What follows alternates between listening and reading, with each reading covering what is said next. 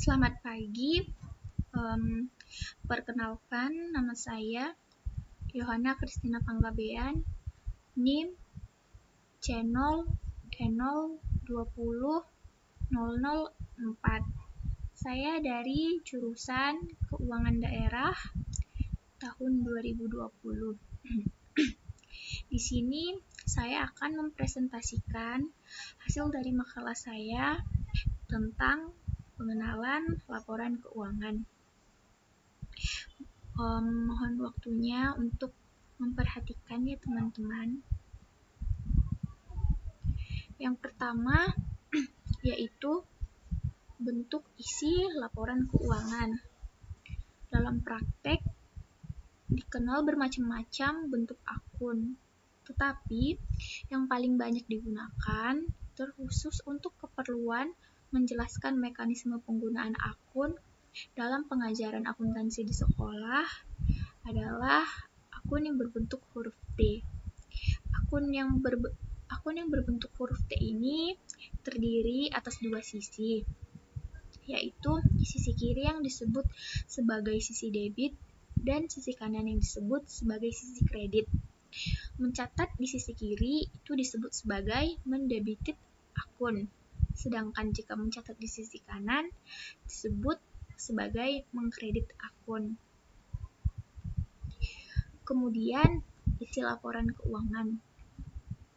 Laporan keuangan menurut Pernyataan Standar Laporan Keuangan Nomor 1 Tahun 2002 atau PSAK Nomor 11 terdiri dari yang pertama itu adalah neraca.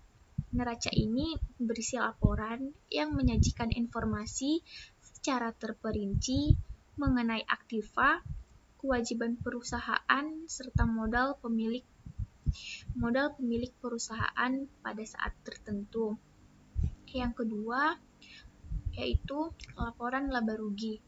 Laporan laba rugi ini adalah laporan yang memuat informasi mengenai pendapatan dan beban yang terjadi selama satu periode tertentu dalam suatu perusahaan. Yang ketiga yaitu laporan perubahan ekuitas. Laporan perubahan ekuitas ini adalah laporan yang mencatat mengenai perubahan modal pemilik suatu perusahaan. Perubahan yang ditunjukkan adalah perubahan modal milik perusahaan tersebut, apakah ia bertambah atau malah sebaliknya, yaitu berkurang. Kemudian yang keempat yaitu laporan arus kas. Laporan arus kas ini adalah laporan yang menyajikan informasi mengenai ringkasan penerimaan dan atau pengeluaran kas suatu unit usaha dalam suatu periode tertentu. Periodenya ini tergantung masing-masing periode perusahaan atau usaha, bisa dalam jangka waktu 1 bulan ataupun 1 tahun.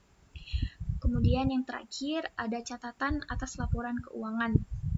Catatan atas laporan keuangan ini menyajikan laporan tentang penjelasan atau daftar terperinci atau analisis atas nilai suatu pos yang disajikan dalam laporan realisasi anggaran, neraca, dan laporan arus kas.